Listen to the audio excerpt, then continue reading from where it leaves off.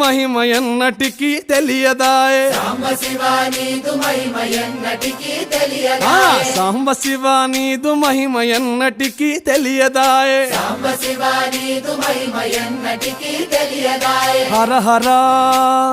శివ శివ హర హర శివ శివ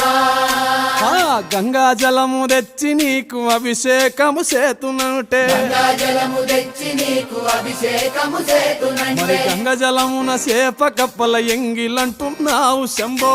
హర ఆహా. శివ శివ హర హర